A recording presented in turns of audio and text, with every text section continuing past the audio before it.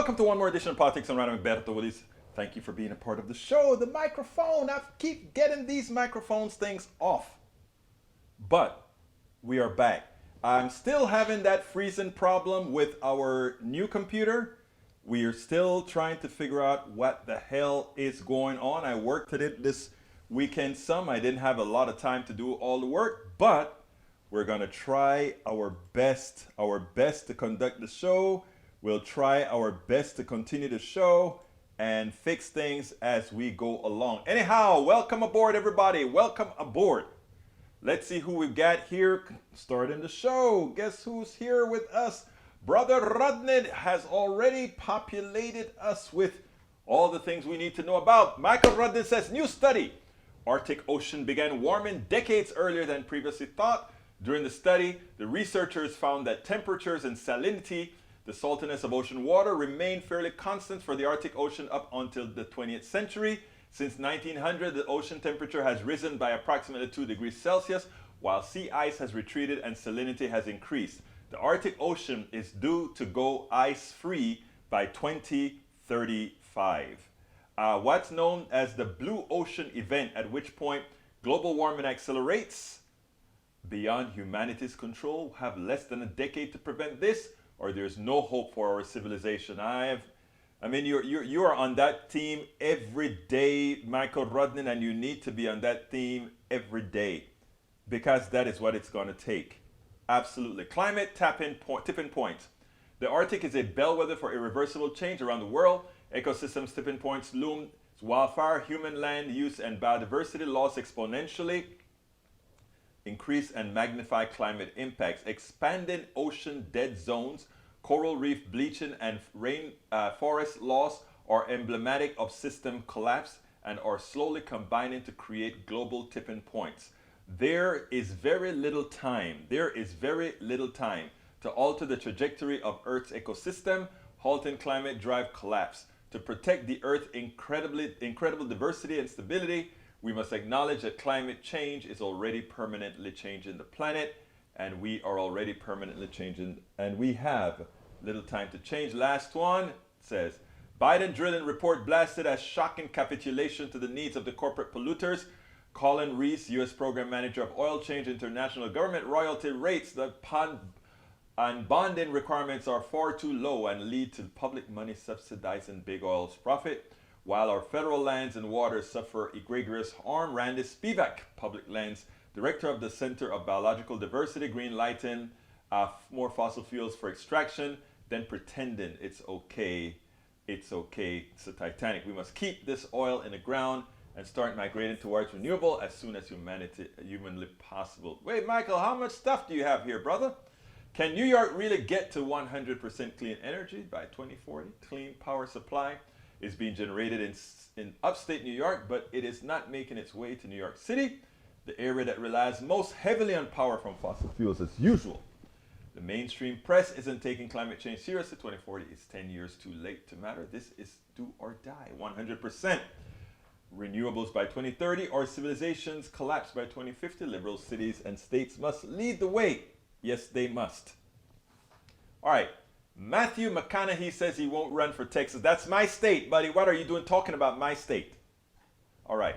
Matthew McConaughey says he's not going to run. You know what's funny? There are recent polls showing Matthew McConaughey would beat Governor Abbott in a head-to-head, while Beto O'Rourke would lose the same contest. What that poll tells me is that Texans don't want gun control and will single-issue vote against any candidate that offers such even. That's not true, Michael. Let me tell you about Texas. Texas is a non-voting state. That's the problem with Texas.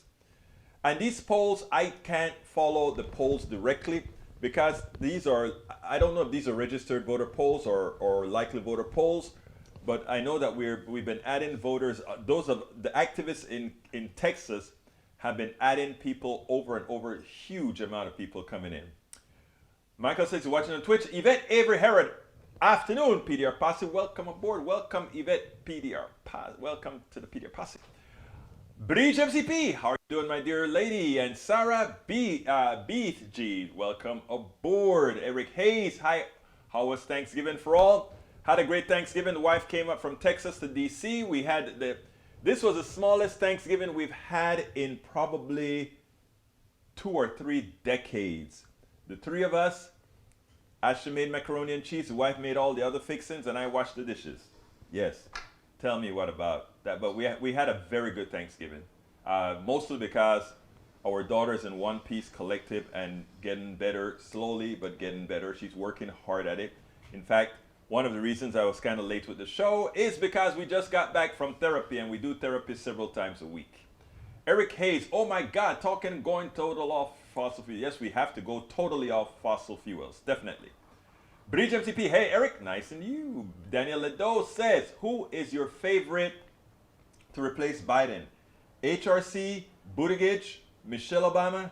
To tell you the truth, I'm not even thinking about replacing a Biden. Biden, I think, is going to shock people because to a lot of people, Biden looks frail, but Biden is a strong dude. I want to just say that. I've seen him on the bike. I've seen him elsewhere. Biden's a strong dude. Don't play the guy cheap. All right, Eric Hayes. Matthew want to keep his freedom and money, and Beto won't win because he's too radical. Beto's not radical at all. Egberto, no football games. No football games for me this time, guy. AVQ, I have no idea what Matthew McConaughey policy positions are. And again, the right has been turning Americans into dummies, right? In other words, don't worry about policy. Don't worry that we don't do anything we're still going to do. Don't worry about that. It's not important. It's immaterial. Daniel Edo, hey, Beto looks like a live-action Beavis. Okay, when Beto beat the crap out of the guy, let's see what you're going to say. But as we talk, we're going to talk about, I tell you today, I'm going to start the show with a few little nicks and knacks. I think I'm going to start out the first one with, I want you to listen to a lot of you, to those of you who think about blue states, red states. I had a good piece that I pulled down. Actually, before we do that, let's go ahead and do that stuff about the governor, Norm Ornstein. No, I'm not going to do that. I tell you what I'm going to do. I'm going to start with with Chuck Todd, and then we'll move on from there. Because Chuck Todd had a good piece with the governor of Mississippi, and then we'll take it from there. So, you know what? Let's get busy con Mississippi. ¿Está bien? Let's get busy. Well, Chuck Todd woke up today again, and he actually gave a pretty darn good interview with Tate Reeves, governor of Mississippi. Here's the deal, and I get a question. These guys don't get tired of being not only hypocritical, silly, but illogical and death-causing. I want you to listen to this interview, then we'll go ahead and take it on the other side, because I think it's going to make a lot of people think. I want to play something that you said about the vaccine mandate and ask you why the same philosophy doesn't apply here. Let me play what you said. This is a power grab by the federal government. We've seen this time and time again by the Biden administration, and now we're seeing their strong desire to try to make decisions on behalf of individual Americans. We believe in freedom and individual liberty. Freedom and individual liberty. Why should the state of Mississippi tell a woman what they should do with their body? Why shouldn't they have that individual freedom on their body, particularly in the first 20 weeks? Well, this is a prime example, and the far left loves to scream, "My body, my choice." And what I would submit to you, Chuck, is they absolutely ignore the fact that in getting an abortion, there is an actual killing of an innocent unborn child that is in that womb. Here's what we know about babies that are 15 weeks. We know that they have a heartbeat. We know that those babies at 15 weeks actually can open and close their hands. We know that they have developing lungs. And we know that those babies at 15 weeks can feel pain. And so when you talk, the difference between vaccine mandates and abortions is vaccines allow you to protect yourself. Abortions actually go in and kill other American babies. And let's just put this in perspective. But Governor, Chuck, vaccines are not about yourself. Governor, hang on a minute. A vaccine is about protecting a larger community. A vaccine is about preventing spread. You could argue a vaccine mandate is a pro-life position. You could certainly argue that, Chuck, but even if you listen to Dr. Fauci's interview with you earlier today, he made it very clear that the vaccine may not keep you from getting the virus. It may not keep you from spreading the virus, but it can keep you from ending up in the hospital. That's what's been proven during this Delta surge that we've seen in America, is that the virus is continuing to being spread even amongst those who are vaccinated. I mean, I don't know if he didn't realize that he just made Chuck Todd's position. The vaccine prevents you from having to stay in the hospital. It prevents you from dying. A pro-life position. If you don't have people vaccinated, many more will die. A pro-life position. But let's get to the case with a woman's choice with her own body. You know, we don't have a clear definition of who decides when life begins. But I have another question for Republicans who are always objecting to policies that feed kids, policies that give kids other things to do, policies that extend their lives, prevent them from dying. Why? Because they don't have other alternatives, but they never want to invest in policies that save the lives, yet they go around the place saying, we are pro-life. No, they're never pro-life. They're always been pro-death. I mean, from the inception of this country, those who call themselves Republicans now, I'm talking about politicians, that's who they are. But, you know, secondly, recently, Jackson, Mississippi, their water system is in shambles. Yet, he says to the mayor or to somebody else in there, they need to pay their water bills. They don't have their water bills paid because there are meter problems, etc. But he's willing for them to have bad water and die. Or is that a pro-life position? Don't they matter? I think one should consider that if you believe a 10-week or 15-week fetus is a living being, and you want to protect them, shouldn't you want to protect those people that are living right now, those people that are living next to chemical plants, which you don't want regulations to protect those people from dying? Should they be protecting the water systems in this country to prevent kids from getting or developing mercury-based illnesses, etc., etc., etc.? Let's get this straight. This has nothing to do about body. It has everything to do about a man's power over a woman's body. It has everything to do with having different degrees of control over others so that ultimately you can be in full control. This has nothing to do with life. The Republican politicians have already proven that they care nothing about living people who don't have means. Let's get that clear.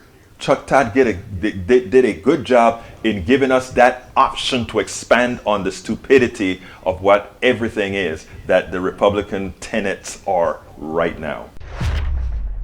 Absolutely. So Chuck Todd did what he needed to do today, and he did a fairly good job. There are a few things that I think he should have checked up on that he didn't, but you know, all in all, he did well in my humble opinion.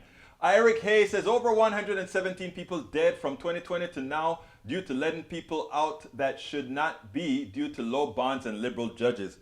That is terrible. It is terrible that judges have allowed the bonds created by Republican legislatures to let people off the hook. That's a shame.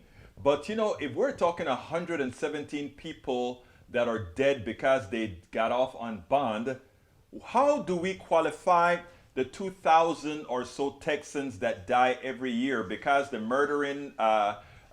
murderous Texas legislature refused to accept the Medicaid advantage to the Affordable Care Act? If you want to hold those judges accountable, then we should hold every Republican politician in Texas accountable for murdering over 2,000 Texans by denying them coverage that is already paid for by Texans and the rest of the country.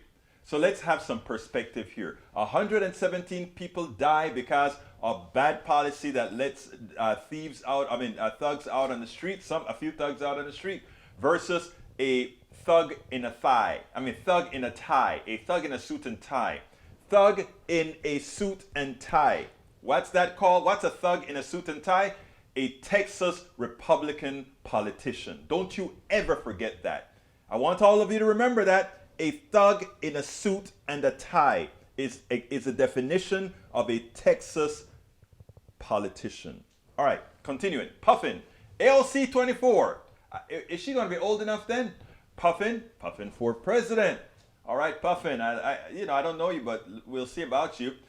Let's see what else we got here. AVQ says Texas ban on 6 weeks, not 15, and the possibility of feeling pain that comes at 26 weeks. Eric Hayes says, look, all those looting this past weekend with people in the stores. This is policy that's letting people do whatever they want. That has nothing to do with, that's local policy. When will you understand the difference between local policy and otherwise? And in fact, the chief of police, if I'm not mistaken, of LA, is sort of a right-wing, don't let me get started. May Wood, hello from Long Beach, California. May, how are you doing, my brother? Daniel Edo say, Chuck Todd just got destroyed. LOL, shows clearly how Egberto is a propaganda alternative reality. No, how could he get destroyed when he showed exactly the differentiation between when these guys want to use the word freedom and not use the word freedom. Come on, buddy. I thought you were smarter than that. Eric Hayes says, how about vaccines and mandates and not even address the therapies and natural immunity? Why is this particularly not discussed? Because natural immunity means that we require X amount of people to die, while if we get vaccinated, a lesser X amount of people die. That's the reason why we want people to get immunized. And if you don't get immunized, we want to keep you the hell away from people that you can infect, period. May Wood, how is everyone today? All's fine. Rosewood says, hi, everyone. Puffin says, water protectors protect water. Let's see what else. Eric Hayes says, Egberto, you say control. What about the government controlling freedoms via vaccines? And what about the vaccines that you had to take to get into high school? You want to start Virola, you want to stop the measles vaccine, you want to stop the flu. Do you want to stop all of those vaccines that are required? Come on now, grow up. Let's see, Daniel Ledoux, Egberto talks about control and then wants the vaccine mandate. Hypocritical, most certainly, but no. I have to buy a license every time, or I got to buy a license for my car, I got to buy insurance for my car, don't I? Don't see me complain about that because I understand it's better for society. The selfish people don't see it. And if you're selfish, you don't see that you have to do the better good for society. Eric Hayes says, it's better to tell the victims' families your lowball viewpoints on thugs being let out to kill. No, I'm trying to tell all of America with my program to get rid of thugs in a tie, thugs in a suit and tie. And how do we get rid of thugs in a suit and tie? We get rid of every single right-wing Republican. Not every Republican. I want Republicans. I want that back. I want that discussion. I want that true interaction. I want that. But there are Republicans and then there are thugs in suits and ties, okay? I don't want thugs in suits and ties, whether they're Republican or otherwise. But right now, the majority of the thugs in ties are, in fact, Republicans. All right, let's continue. Tom C. says, unborn child versus non-viable fetus is a religious position. You always have a way of simplifying things in detail, Tom C. Let the mother and her physician, not the government, determine whether abortion is appropriate. Vaccine saves everybody's life. You know how great that is that you just said? The freedom. You just talked about freedom, Tom C. Maywood says. Well, that's Eric Hayes. Fauci has and continues to lie and change his story. Look at things. No. Other people have told you that Fauci lie, and you chose, because it fits some sort of your fantastical ideology, that he changed his mind, my brother. That's not the case. Anyhow, you know, right now, as it turns out, a lot of times we want to talk to other people. I try to say, I don't want to be here just preaching to the choir. I want to talk to everybody. I want everybody to be an ally. Whether you're Republican, anarchist, Democrat, independent, whatever, I want you. I want you to listen to me. I want to be your friend. I want to be your ally. And in that regards, what I want to tell you is, I want you to listen to this piece because it is an important piece from a very intelligent Republican woman based on what she said in this particular interview. Check this out. We'll take it on the other side. Next November's midterms. That's inflation, identity politics, what they call identity politics, and immigration. And just like a laser pen with a cat, it will likely work with their voters. But Lucy, I have to start with you because you're not in the Republican Party anymore. And I love our conversations because I feel like you're just as outraged as many of us as you see the Republican Party openly embrace a lot of things that they've trafficked in for a long time. I have to ask, though, because you still talk to Republicans, I'd imagine. I don't understand how the GOP can run on anything other than, hey, guys, sorry we tried to overthrow the government and the will of the people, and we're really working on not being the party of white supremacy. Yet, I fear that these three I's will actually work with their base voters. What do you think?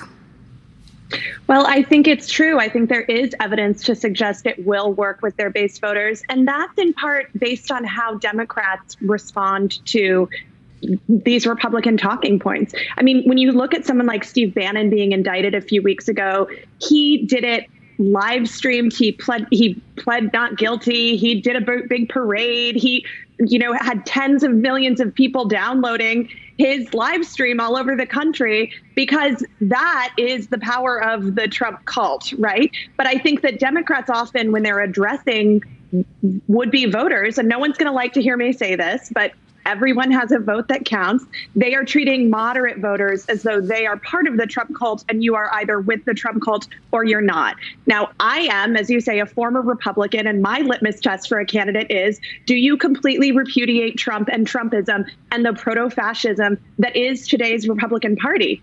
Unfortunately, the Republicans I talk to, even those who are, say, would-be Biden voters, they do not feel that way going into 2022. They're not thinking about that as they think ahead to 2024.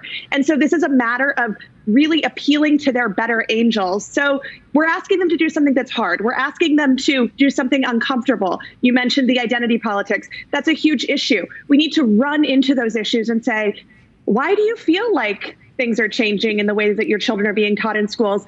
How can we have a conversation about that? Could we appeal to your sense of maybe a better way? Because unfortunately, you're with Trump, you're against Trump, you're for democracy, you're not for democracy, that's not working. So we have to find a new way to appeal to those would-be centrist voters, because at the end of the day, they're all going to go turn out and vote.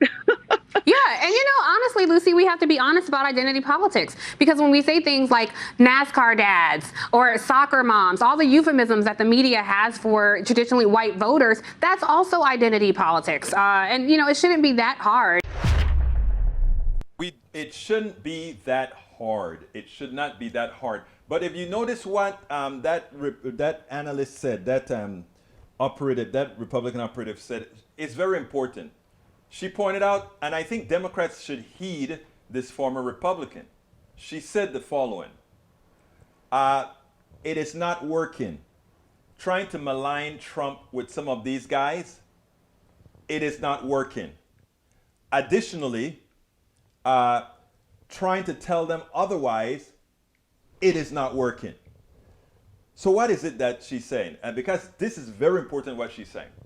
She said, talk to them like I've spoken in my book, How to Talk, as I see, not as I see it, but it's worth it. How to talk to your right-wing relatives, friends, and neighbors. It's worth it. It really is. And in effect, that is exactly what she is saying. It is exactly what we need to do. And the last sentence that she used is important, and it's what Democrats should hear. Let me first tell you a little story about when I talk to people, mostly at my progressive sites, and tell them that I speak to everybody. I want to speak to Eric Hayes. I want to speak to Daniel Ledo. Now, Eric Hayes and Daniel Ledo are hardcore, and I don't have any thought of trying to change their votes, etc., because they don't have any desire to change. They have no desire to see truth. They have desire to come back all the time. But most people want to see truth. What people like Eric and Daniel do for me is they give me an opportunity to articulate on the fallacies that they articulate on, so that the people that follow them would hear the truth out of us and say, after all, Daniel is full of it. Okay, so that's one of the goals. But what she says there is even deeper. She says, why do you want to have these people with you respecting you? And it's important. Because they vote.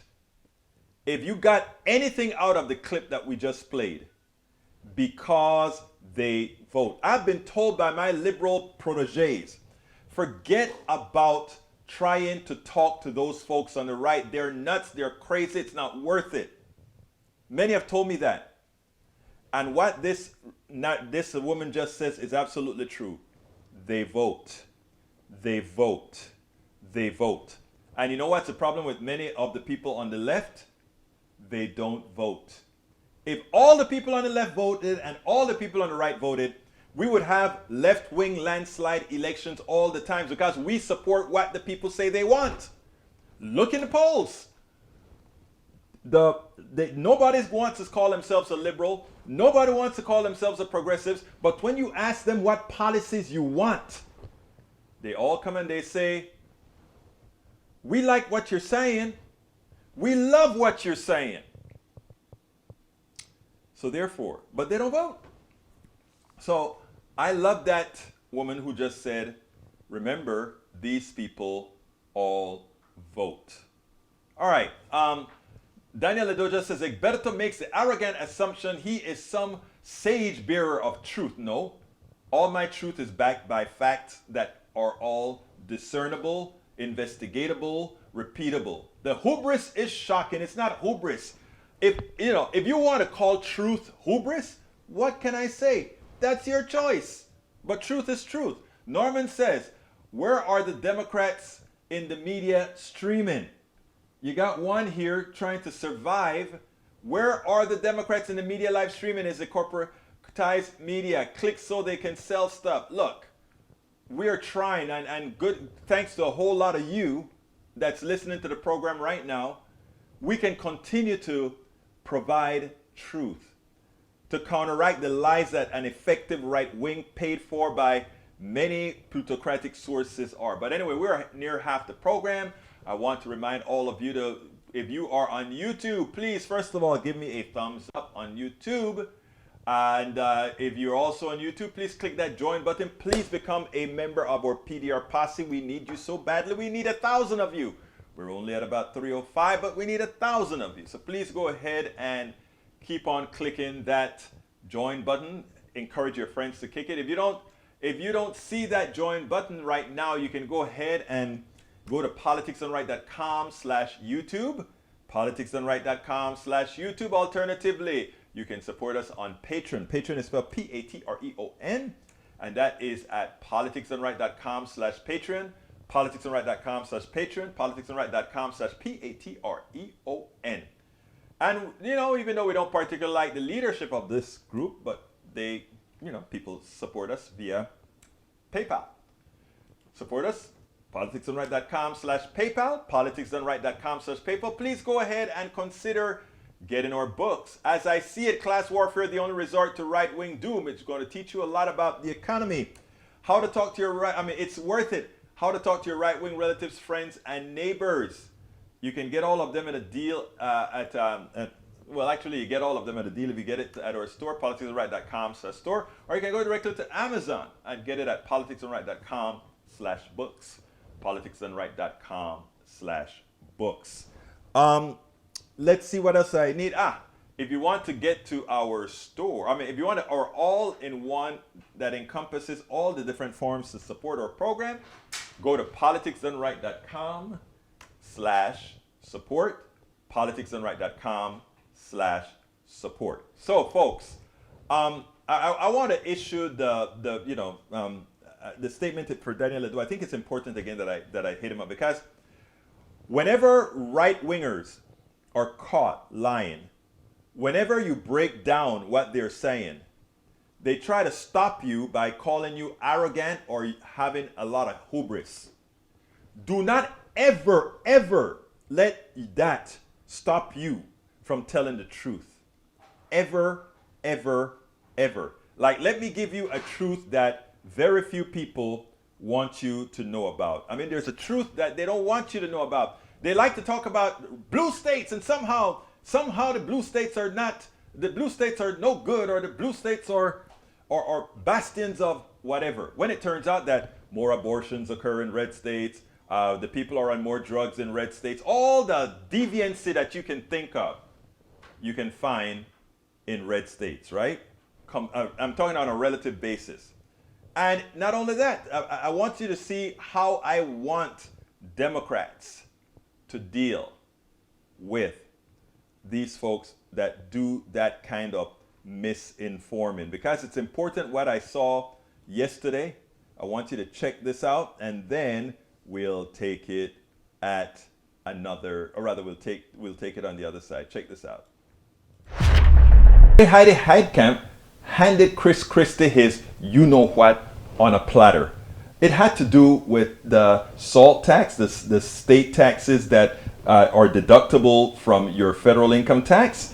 And but anyhow, I want you to listen to this, but I want to dispel the fallacy that Trump and Christie and all these Republicans have about northern states and their taxation, etc. Let's listen to this, and then we'll go ahead and take it on the other side. Very, very important. You have to evaluate this in the context of not just the daycare provisions, but also the pre-K provisions. And we can argue about whether we should federalize the regulation of pre-K, which I think Senator Cassidy talked about. But this bill clearly is targeted towards working families. And that's what we need to do. We need to send a message that we're about helping working families. And let me tell you, there's a lot of people deferring having children today in America because they can't afford daycare. They can't afford to raise children. We've got to turn that around today. And I want to just say about the SALT tax. It is cumulative with the income tax. So to say, oh, you know, the average is $6,000, what your income tax in New Jersey is pretty darn high too. Yeah. And you add that to it. Well, this is going to help a lot of middle class families. And we can argue, Chris, about whether it should be 80 grand or whether it should be 50 grand. But I think that there's a lot of middle class families who are going to benefit in those blue states for the Well, of course, you're subsidizing in blue states the decisions of blue state governors and legislators to continue to raise their taxes. And that's what you're doing, Heidi. But if you want to go that's there, okay. Chris, you want to do that? That's fine. But what you're doing is you're saying that higher taxes at the state level and at the local level are going to be forgiven in New Jersey by people in South Dakota. Yeah, and those people who pay those taxes in New Jersey subsidize southern states who get more federal assistance than northern states. That is a very important concept that I want to get over first. Let's clear that. Red states, states run by Republicans, southern states, they are beggar states. They are welfare states. They take more out of the federal government than they put in. The gall of Chris Christie to claim that because northern states have higher taxes, that somehow they are being subsidized by paying less taxes to the federal government, even though they, New Jersey, New York, they take out less from the federal government than Kentucky and all of that. In fact, they pay more than they take out. Kentucky pays less than they take out. Kentucky is a debtor state to the federal government. Alabama, Mississippi, all of them are debtor states. They are welfare states. They are beggar states. Let's get that correctly first. No northern governor, no blue state governor should allow any of these guys to get away because they undertax their rich people in their states and then beg the federal government for more money. But let's go into Build Back Better, because what the Republicans are going to try to do, and they are already doing it, is trying to put the Democrats and progressives on the defensive for Build Back Better. And if Democrats and progressives allow that, they will be silly to allow that to occur. Go fighting, go in with an attack for Build Back Better. Go in and ask these people, why aren't they supporting that which supports the people in their own states? Why aren't they supporting giving their citizens child care? Why aren't they supporting giving their citizens family leave? Why aren't they supporting all these issues that Build Back Better supports and that most Americans as well support? It is imperative that you go ahead from a position of strength. something that I find Democrats are not doing sufficiently right now, and they're allowing the hypocrisy of Chris Christie and other conservatives to come and let them believe somehow they are not doing their part, or somehow their way, their ideology, their policies are better. Their policies are killing people. And it is important that you use the graphic languages. Your health policies are murdering people. The state legislature of Texas, by not accepting the Medicaid expansion to the Affordable Care Act, are killing people. We have to get the language straight. We must get the language straight. But I want to answer Norman. Norman and I go back and forth on this often. Norman says, you are saying that because there are more leftists than rightists in the country, apathy is the poison in the left camp. How is talking to the GOP a anecdote to that? It's not. It's a pragmatic state. It's a pragmatic act. Let's explain. When I'm talking to people in the GOP, Republicans, these are people ideologically attached to that party. I am not trying to talk to them from the perspective of asking them to change parties. I'm not asking them to become progressives. I'm not asking them using those terminologies at all. I am just saying, look, you have a kid and your kid needs insurance. If you care about your kid, this time around, vote for somebody who's going to ensure that your kid doesn't die. And these are the messages, and where it comes to people, notice what the Republican operative said previously. The Republican operative said, how do we know it's not working right now, just telling them how bad Trump is not working. How about letting them come up with the answers? And I'm telling you, it's a slow process, but I've done it before. It's not an easy process, especially, again, if you're using Daniel Ledo and Eric Hayes, two of our good conservative folks in this room, as the prototypical Republican, that would give you the impression that, oh, it might as well just leave it alone. That is not what we're talking about. I've sat down in Starbucks with Republicans. In fact, I've gone to work out in the gym. And after speaking to Republicans, there's one, I think I told a story in my book, where a guy looked around, make sure nobody was around, slapped me on the back and said, Egbert, I have something to tell you that's going to make you happy. What is it, my man? I am voting for your guy. I'm saying, how comes this time around, I just can't do it, Egberto. I just can't do it. I can't support these crazies anymore. And then he wanted to make sure I am a conservative, Egberto. I'm not changing. I'm a conservative. And then he also said, I'm not no stinking Democrat.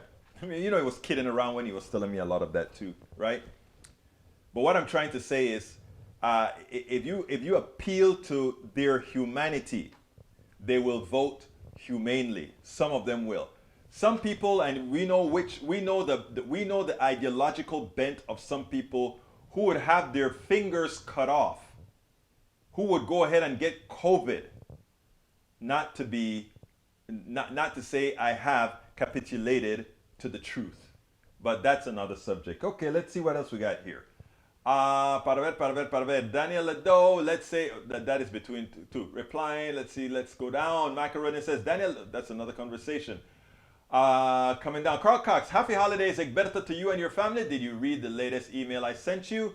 Carl Cox, I don't know. My box is out of whack. When did you send me the email? I don't know. Mike, can you put this on the screen? Today I'm not putting anything on the screen because of some issues with the computer. When I finally get this cleaned up, I will. Tom Sees is talking to Eric Hayes. Some 44% of parents aged 18 to 49 say it is not to or not at all likely that they will have children someday. An increase of 7% points from 67% who said the same in 2018. That's sad. That's sad. Let's see. Look, I have some other stuff to cover running. I want you to repeat some of this tomorrow. Among the childless adults who say they have some other reason for thinking they won't have kids in the future, no single reason stand out, about 2/3. I mean, there are a lot of reasons. I mean, it's just difficult for a lot of these kids. Can't read it all of that right now because I have some other stuff that I have to put on here. I want you to listen to this is how Democrats should talk about Build Back Better and other. Let me make sure if I can get the right one here, because I had some issues putting up the right thing a few times ago. But I think it's important for Democrats to know how to fight, to know how to talk about the things they know people want. So let's go ahead and play this piece here, and then we'll vamos a tomar on the other side. So I think this is the right one. In 2016, 55.6% of Montana voters voted for Donald Trump for president and then watched for 4 years as he repeatedly scheduled the infrastructure week that never came.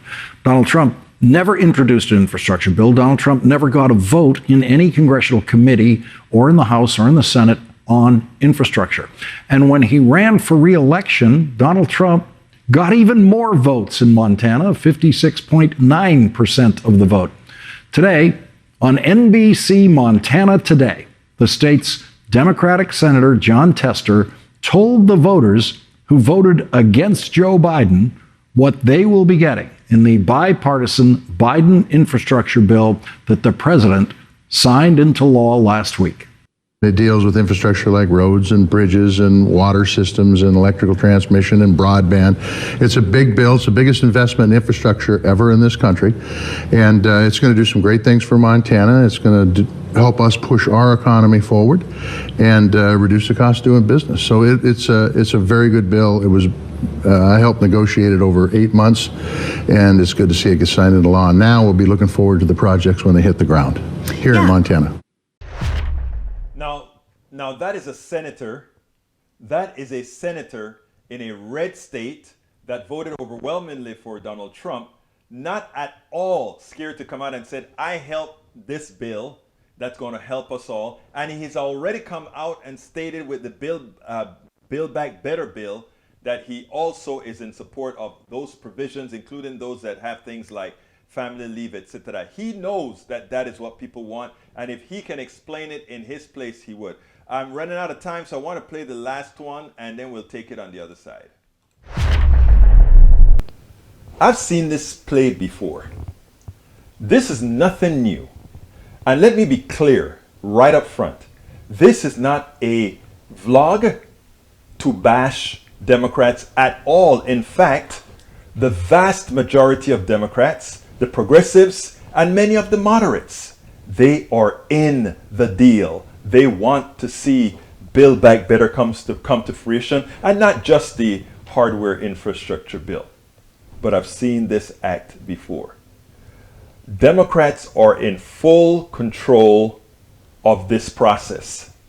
So therefore, if this process fails, it's not the fault of Republicans. Republicans will remain the intransigent, don't care about humanity, fighting for the rich party incessantly. That's their modus operandi. But we have a party, there is a party that supposedly is there to support the middle class, the poor. And it's all in their power to do so. I've seen this before.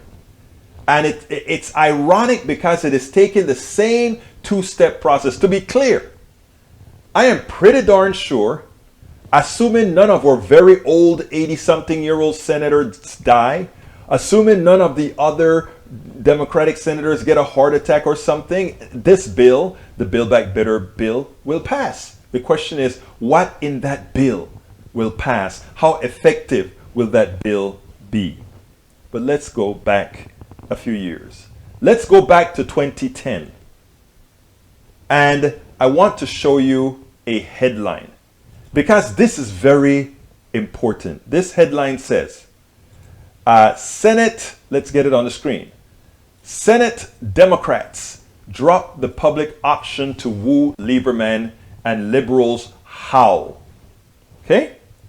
In other words, we had a Democratic senator, Senator Lieberman, holding the Affordable Care Act, Obamacare, hostage if they decided to put a public option in, if they decided to allow health care a Medicare buy-in to people 54, between the years of 54 and 66. So it wasn't Republicans holding back Obamacare. It wasn't the Republicans saying, we don't want this bill, because we know they didn't want the bill. But we had in the 2009 and 2010, we had a 60 Senate, which means a filibuster-proof Senate, and it was a Democrat who said, we are not going to get this bill passed if we put in the full set of support, humane support for Americans.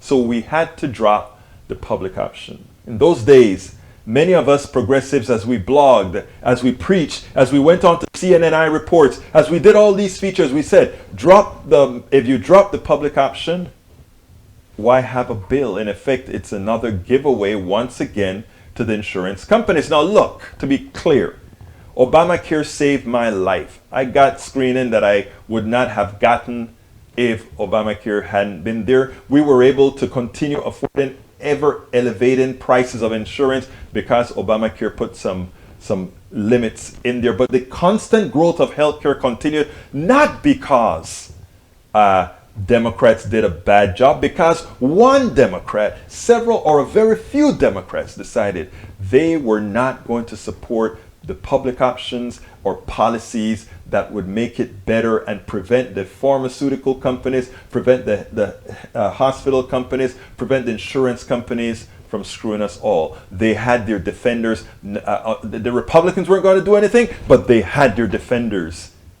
in the Democratic Party who pretty much went against their own people. And when I say their own people, I'm not just talking Democrats. I'm talking about Americans. And here comes another headline. That headline continues. Why Joe Lieberman is holding back. Why is Joe Lieberman holding back Barack Obama's? He's holding Barack Obama ransom over health care. In other words, do it my way or the highway, he said. And in the process of fighting for all these changes, you know what happened? Senator Kennedy dies. Senator Kennedy dies. We no longer have a filibuster-proof majority. So therefore, we revert to exactly what we have today. And that is passing the bill that the Senate came up with that progressives didn't want, but they had no option. So they were extorted into accepting the Senate version of the bill, which they had no choice. They had to do it. And then picked up on something known that we are all familiar with now, reconciliation, which changed and added a few things that they could agree on, that they could get 51 votes, Democratic votes for, to get it passed into law, the portions that needed change, which included education, loans, etc., etc., etc. But the process here is this.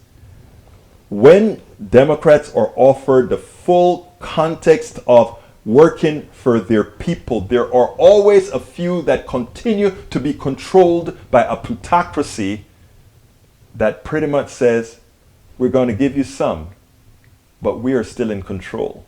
And even though our slaves in the Republican Party are not there to save us, we have a few wrenches to throw because we have enough Democrats on our payroll that won't allow you, Democrats, to get the job done. Now let's rewind into 2021. If you notice, the title of this blog that I have now is "The Two Infrastructure Bills May Be a Worse Capitulation Than the Two Obamacare Bills." Remember, the Obamacare bill was passed in two pieces as well. Some people like to say, oh, the Obamacare wasn't passed on reconciliation. Damn it, it was passed on reconciliation because we had to make the fixes to the Senate bill to make it more humane using that reconciliation process. We had to do it. There was no choice.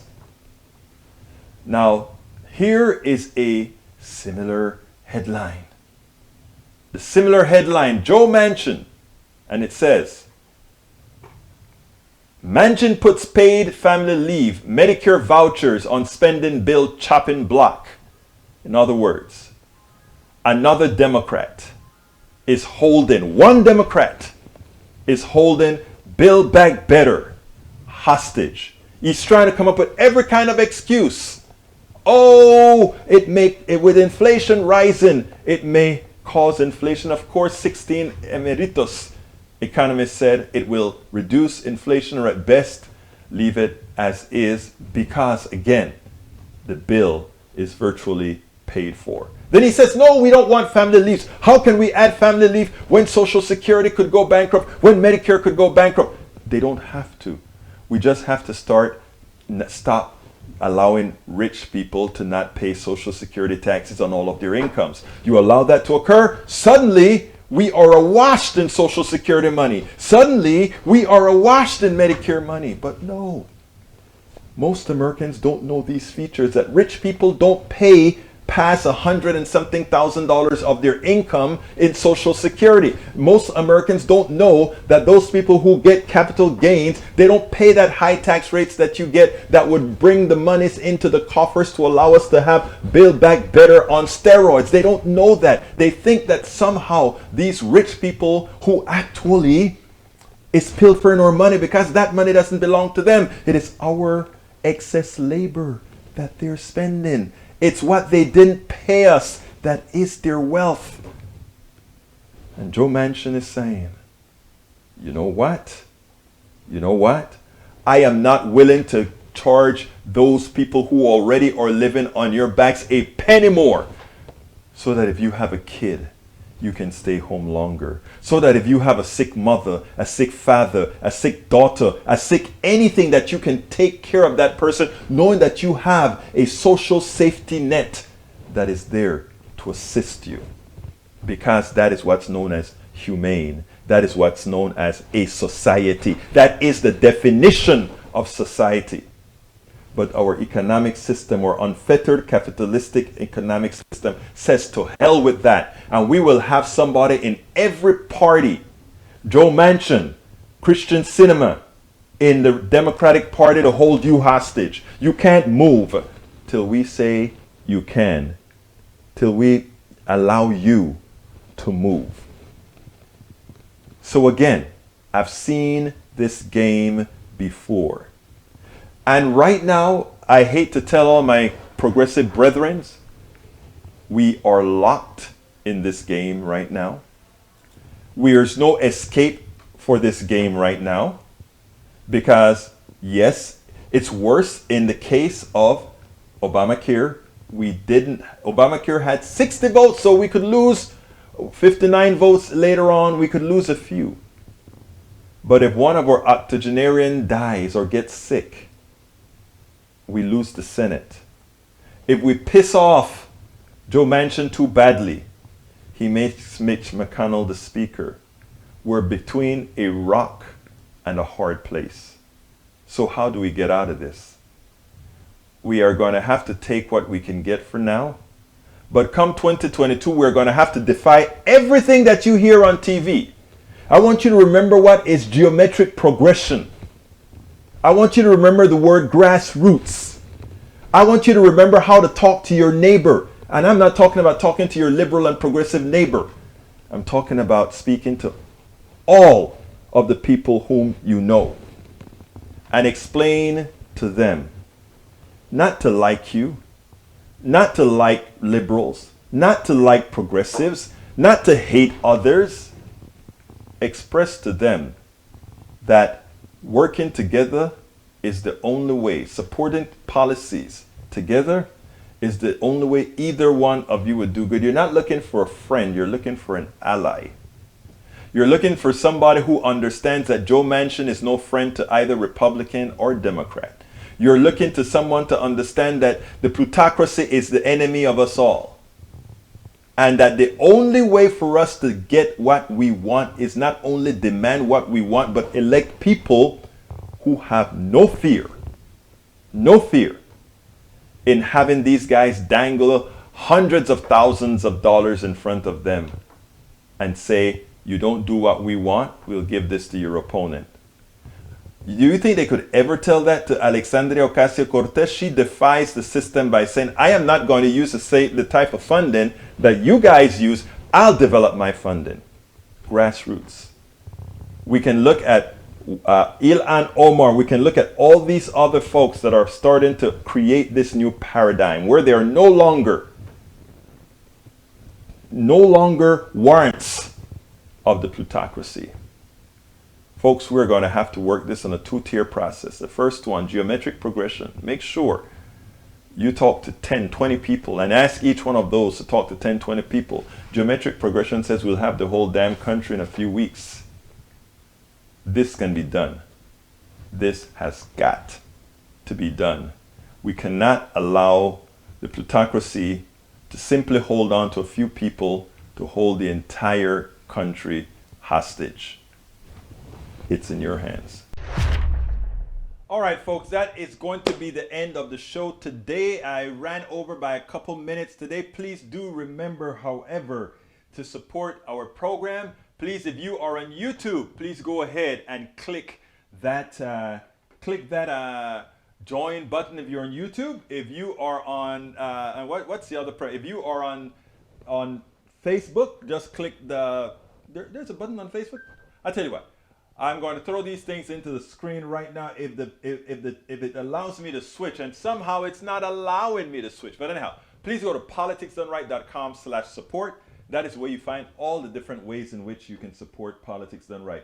politicsdoneright.com/support. Look, I got to get out of here, and you guys know exactly how I do that. My name is Egberto Willies. This is Politics Done Right, and you know how I end this, baby. I am what? Out.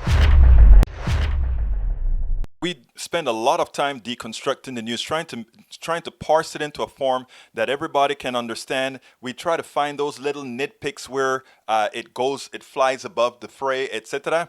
If you really like these videos that we do, I want to ask a big favor. Please go ahead, number one, subscribe to our channel, and number two, please join if you can. Thank you so kindly for watching. Keep watching. Please remember to share. We must populate the entire internet with our progressive message, a message that we know is what most Americans say that they want. So help us, please join.